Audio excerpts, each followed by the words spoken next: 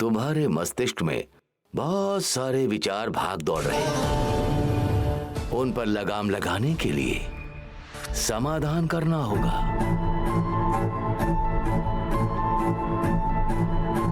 जब मन चाहे तब, जहां मन चाहे वहां, सब जगह नहीं हो सकता। कहां पर क्या करना होगा वो मैं बताता हूं, परंतु फिलहाल अपने हाथ पैर धोकर मैं जो तुमसे कह रहा हूं वो सुनकर उसे 108 बार दोहराना होगा।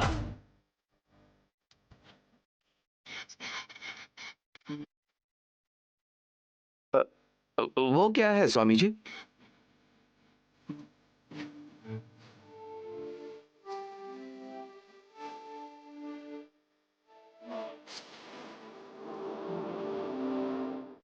दीदी, शक्ति काम कर रही है।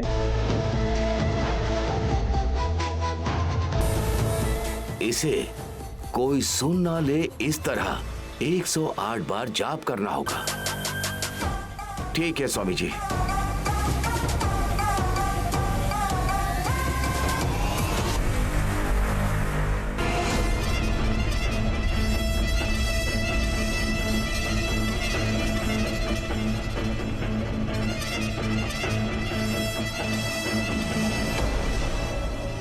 ये रख लो, आज के तुम्हारे काम के 1000 रुपए।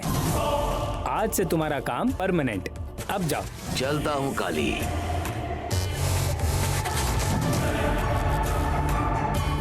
ए काली, इनसे मिलने के बाद ऐसा लगता है कि हम सब हासिल कर लेंगे। यही तो मेरा प्लान है दीदी। लेकिन कल को अगर ये हमें धोखा देकर सबके सामने सच बोल दिया तो? अरे ऐसा कुछ नहीं होने वाला दीदी। मैं जैसा कहूँ वैसा करो। तुरंत ही उस मंजू को फोन लगाओ।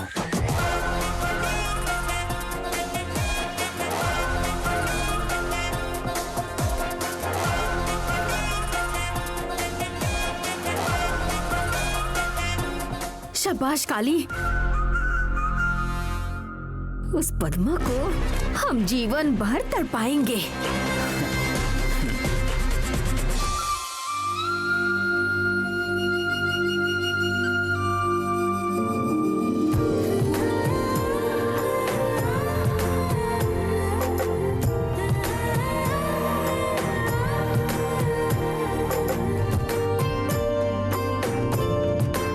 लगता है सहाना जी मुझे ही ढूंढ रही हैं।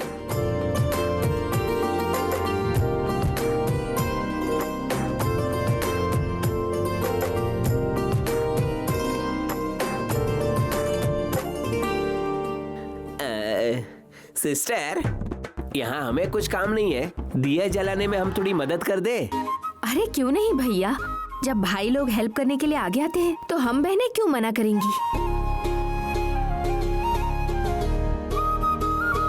अरे लेकिन मैं राखी लाना भूल गई। अगर राखी होती तो बांधकर पैर छूकर वसूली कर लेती। अबे न्योले, छोटी बहन बहुत होशियार है बे। ये तो सच है। ये ऐसी ही है, जो काम ये ठान लेती है ना उसे करके ही रहती है। ये सब दीदी का आशीर्वाद है।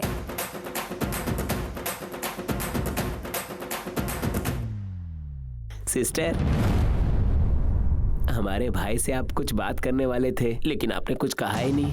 हाँ बात करूंगी, बाद में बात करूंगी। समय होते होते भाई बहुत ज्यादा ही परेशान हो रहे हैं। अगर आप थोड़ा बात कर लेंगी उनके मन को शांति मिलेगी। भाभी, सिस्टर सिस्टर।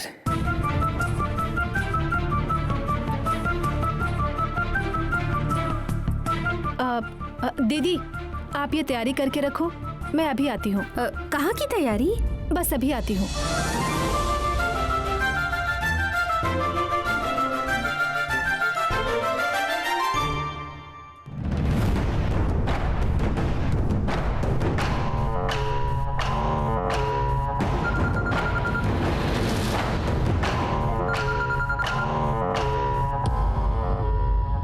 हाँ बोलो मंजू।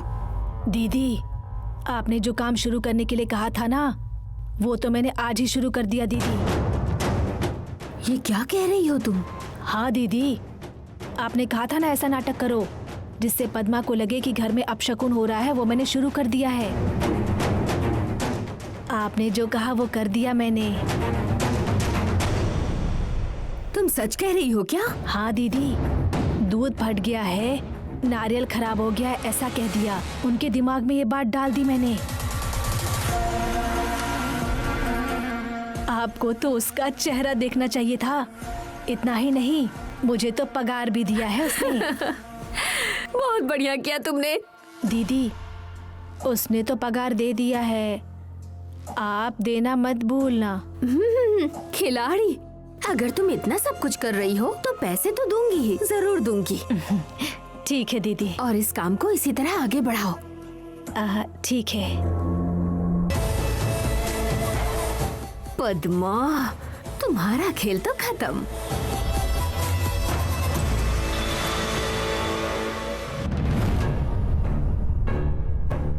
श्री, मुझे तुमसे कुछ बात करनी है।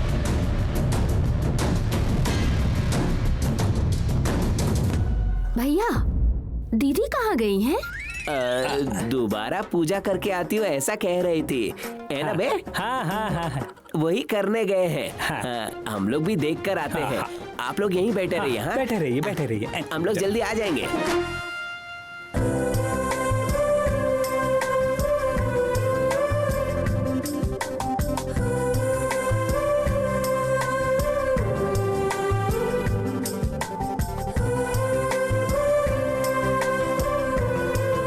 ये क्या हो रहा है दीदी?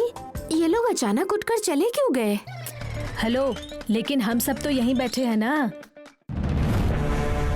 तुम्हें हुआ क्या है? एकदम सुस्त, डल लग रहे हो। मुझे आज तुम श्री नहीं नजर आ रहे हो। नहीं, मैं बिल्कुल ठीक हूँ। अगर ठीक हो तो इतने सुस्त आवाज में क्यों बात कर रहे हो? आज तो तुमने मेरा चेहरा भी नहीं देखा श्री। अरे नहीं नहीं, आप गलत मत समझिए। मैं तो गलत ही समझूंगी। नहीं, वो मुझे आपसे कुछ कहना था। हाँ पता है, बोलो बोलो ना। पता है? नहीं नहीं, वो नागा और मुंगसी ने आपसे जो कुछ भी कहा वो सब। देखो श्री, मुझे नहीं पता था कि इतनी छोटी सी बात के लिए तुम दुखी हो जाओगे। उस यजमान ने तुमसे बात की है कहने के लिए तुम इतना क्यों सोच रहे हो?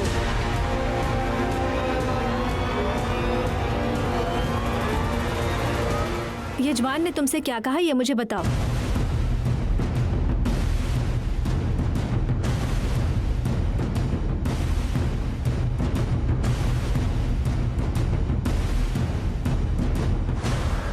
बोलो। तुम्हारे खिलाफ किसने कंप्लेंट की है इसका जवाब देकर सासू माँ को कैसे संभालोगे ये तुम पर है।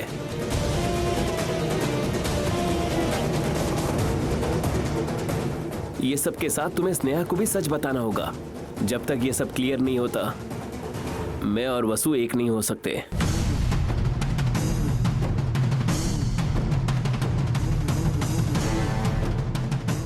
मैं झूठ से नफरत करती हूँ श्री।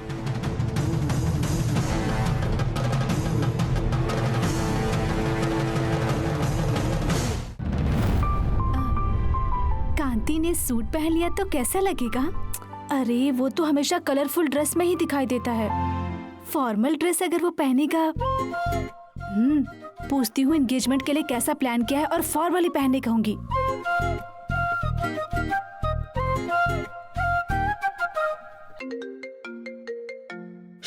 अरे मैं नहीं हूँ यार, फोन है, उठा के बात कर ले। हेलो हेलो कांति। मैं भाई का राइट हैंड हूँ। आप कौन है? मैं पूर्वी बात कर रही हूँ। कांति को फोन देना। हेलो अरे मैंने इनका फोन उठा लिया क्या? अरे हेलो हेलो, कांति कहाँ है? वो सिस्टर, भाई थोड़ा बिजी है। बिजी है? लेकिन कहाँ पर? वो घर पर नहीं है क्या? वो भाई मंदिर में थोड़ा दीप जलाने आए हैं। आप बाद में फोन कीजिए। गुड नाइट है।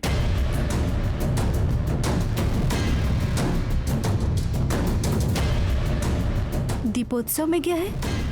वहाँ क्या कर रहा है वो? कौन है बे? पूर्वी उसने क्यों फोन किया था? क्या बोल रही थी? भाई से बात करनी है बोल रही थी। हम दीप उत्सव में आए हैं और हम यहाँ बात नहीं कर पाएंगे, ये बोलकर फोन रख दिया। अबे तेरी तो मंदिर के बारे में क्यों बताया बे? वो कहीं ढूंढते हुए यहाँ आई तो? अरे जाना, इतने रात में वो यहाँ कहाँ आएगी? तू चुप रहे। वो वहाँ क्या कर रहा है मैं खुद जाकर देखूंगी।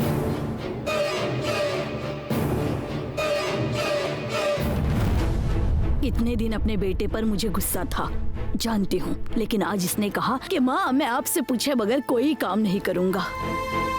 इसके मन में जो इच्छा है उसे पूरा करना मेरा कर्तव्य बनता है ना, और इसलिए मैं यहाँ तक आई हूँ। पापा, पापा। मालकिन, गोविंद, मालकिन, आज आपको जिन जिन से मिलना था मैंने उन सबको फोन कर दिया और मना भी कर दिया है।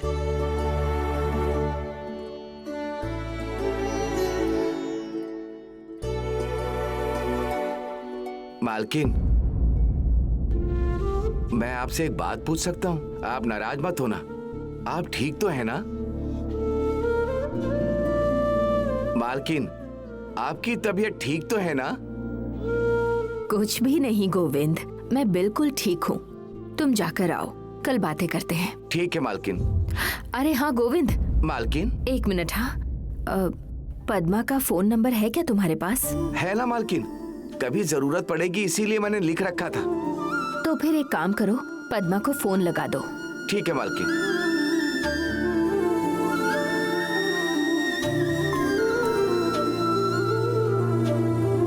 ये लीजिए,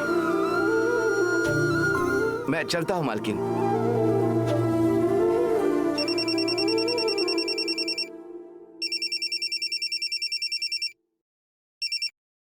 हेलो, कितने बजे आने वाली हो?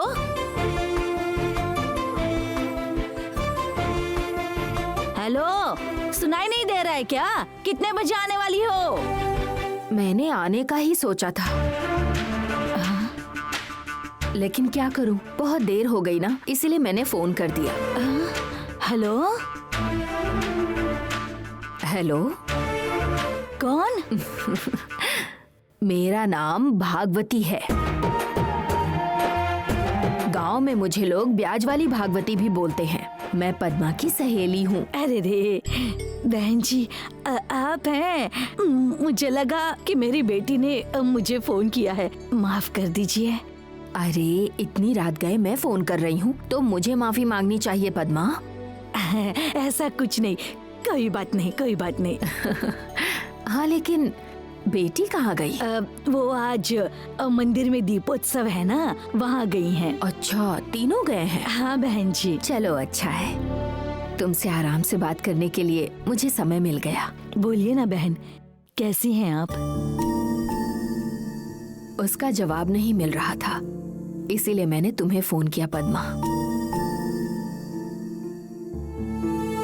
क्या हुआ बहन, कुछ बात है क्या?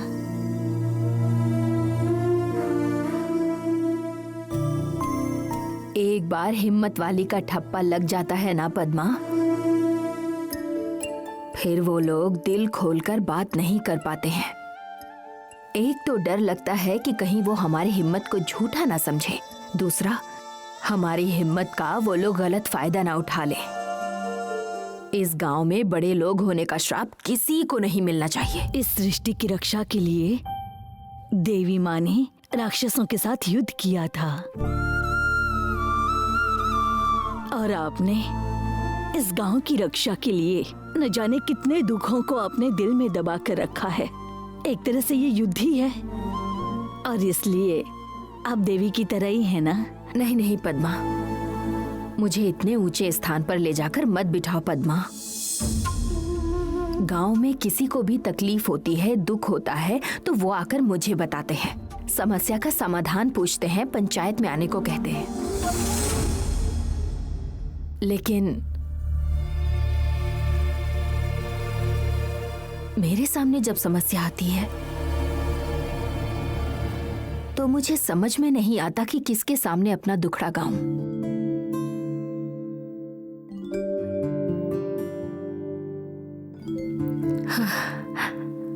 अगर तुम भी मुझे देवी कह दोगी तो फिर मैं तुम्हारे सामने भी अपना दुखड़ा कैसे कहूंगी? बचपन से ही मुझे ऐसी कोई सहेली नहीं मिली थी पद्मा। अभी कुछ दिन पहले ही मैं सोच रही थी कि मैं अपने दुख और तकलीफ किसे जाकर बता सकती हूँ, तब केवल तुम ही मेरे ध्यान में आई पद्मा। आपकी बात सुनकर मैं क्या बोलूं, कुछ समझ में नहीं आ रहा है बहन। मालकिन नहीं, भागवती कहो मुझे बस। अरे रे, नहीं नहीं नहीं, अब ये तो गलत हो जाएगा, ऐसा नहीं कह सकती। कैसे गलत हो सकता है? ओ, तो मैंने तुम्हें अपना सहेली कहा तो शायद तुम्हें पसंद नहीं आया। ऐसी बात नहीं है, इस गांव में आपका रुतबा इतना बड़ा है और मैं एक साधारण औरत हूँ। ये तो आपका बड़प्पन है कि आप मुझे अपनी सहेली मानती हैं। मैं भी इस बात का आदर करती हूँ, लेकिन गांव के लोग क्या कहेंगे? कहेंगे कि भागवती जी ने सिर्फ उंगली दी थी पकड़ने के लिए और इस पद्मा ने पूरा हाथ ही पकड़ लिया, ऐसा ही कहेंगे ना? ऐसा नहीं कहेंगे पद्मा, ये कहेंगे कि भागवती को जरूर पद्मा से फायदा है, इसीलिए सहेली बना रही है।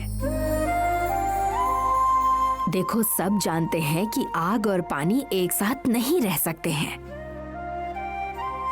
लेकिन इसी आग को दिया जलाकर पानी में छोड़कर दीपोत्सव नहीं मनाते हैं? वो दिया और आग एक साथ रहते हैं ना, तो चाहे कोई भी रिश्ता हो मजबूत होता है पद्मा।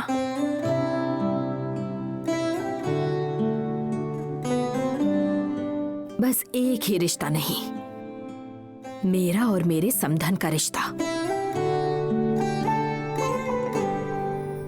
उसी के बारे में बात करने के लिए मैंने तुम्हें फोन किया था।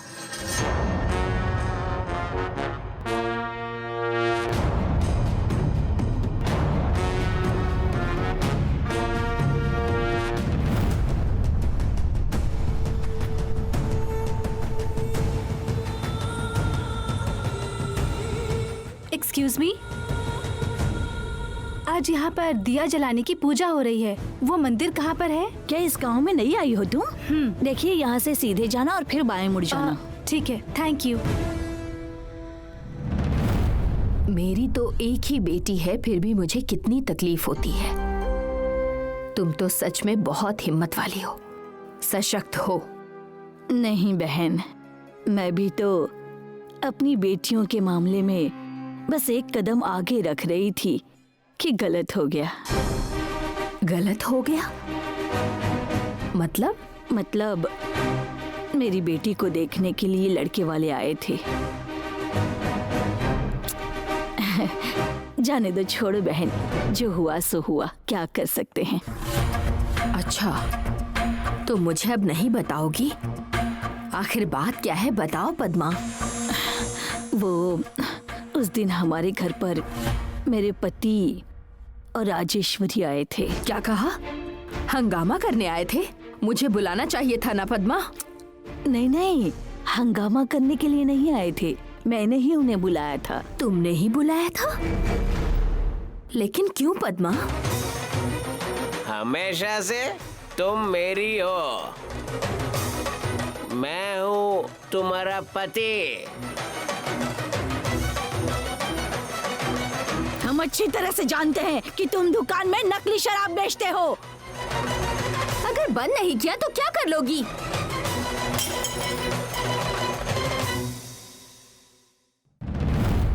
इतना सब कुछ हो गया और गांव के अंदर उन्होंने शराब की दुकान खोल दी।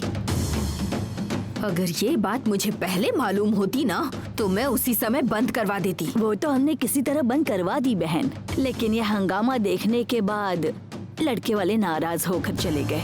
पद्मा, वो लोग कौन है बताओ, मैं बात करूंगी। अरे नहीं नहीं नहीं बहन, रहने दो। ये क्या है पद्मा, बताओ वो लोग कौन है? मैं उन लोगों को ऐसा सबक सिखाऊंगी कि वो तुम्हारे घर आएंगे। नहीं बहन नहीं, छोड़िए ना, जबरदस्ती से हम कोई भी रिश्ता बांध कर नहीं रख सकते।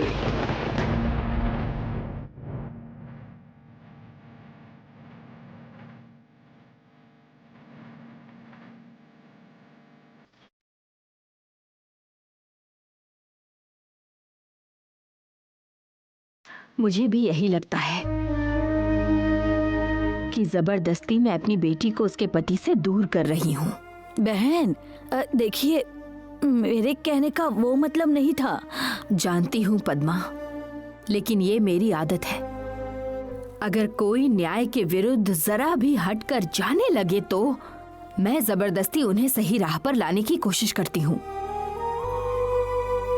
लेकिन अपनी बेटी और दामाद के मामले में मैं गलत हो गई पद्मा। पेट में जोर से चोट लगने की वजह से एबॉर्शन हो गया। इतना सब कुछ होने के बावजूद वो नंदिनी चाहती है कि हम उसके सामने झुकें। उसे कैसे समझाऊं पद्मा? अब मेरी नफरत इतनी बढ़ गई है कि अगर उसका और उसके बेटे की कोई तरफदारी भी करता है ना तो मेरा खून खौल जाता है। लेकिन तुम्हारे मामले में एक खुशी की बात है कि तुम इन सब से ऊपर हो। ये नफरत, ये गुस्सा, ये स्वार्थ, ये सब तुम्हारे पास नहीं है। कब से मैं कोशिश कर रही हूँ इन्हें बता दूं कि नंदिनी को मैं जानती हूँ, लेकिन नहीं कह पा रही हूँ। मैंने इसलिए फोन नहीं किया कि तुम इस समस्या का समाधान दो। मैंने बस अपने मन का दुख तुम्हारे सामने साझा किया है पद्मा। हाँ, तो बात कीजिए ना बहन। अब जब चाहें तब मुझसे फोन करके बात कर सकती हैं। लेकिन तुम्हारी दूसरी बेटी तो अब भी मुझसे नाराज है ना? अगर उसने फोन उठा लिया होता तो शायद मुझ पर गुस्सा करती, है ना? नहीं नहीं, लेकिन अब उसका गुस्सा थोड़ा कम हो गया है। ठीक है ठीक है, मुझे भी उससे मिलने की बहुत इच्छा है। एक बार फिर तुम सबको खाने पर बुलाऊंगी, लेकिन उस दिन तुम सबको आना है। हाँ, पिछली बार जब तुम लोग आए थे तो पुलिस आ गई थी, थोड़ा हंगामा हो गया था। मेरे और मेरे घर वालों के बारे में अगर किसी ने भी गलत बात की तो मैं बर्दाश्त नहीं कर पाती हूँ। उस दिन मेरे बेटे के खिलाफ किसी लड़की ने कंप्लेन कर दिया, तो आज तक उस लड़की को मैं ढूंढ रही हूँ लेकिन नहीं मिल रही।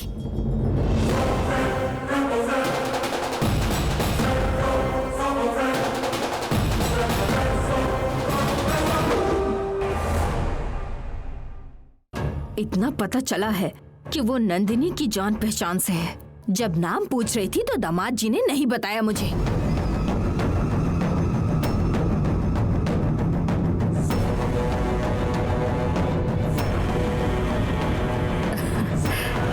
छोड़ो, ये सब कहकर मैं तुम्हारा दिमाग क्यों खराब करूं? और पद्मा, तुमने कहा था ना कि मेरे पति के मालिश के लिए तुम कोई तेल देने वाली हो, वो मिल सकता है क्या?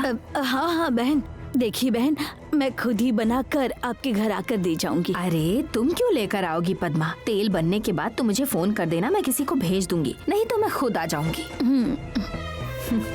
फोन रखती हूँ पद्मा, तुम्हें भी कभी कभी समय मिले तो फोन कर देना। हाँ जरूर जरूर।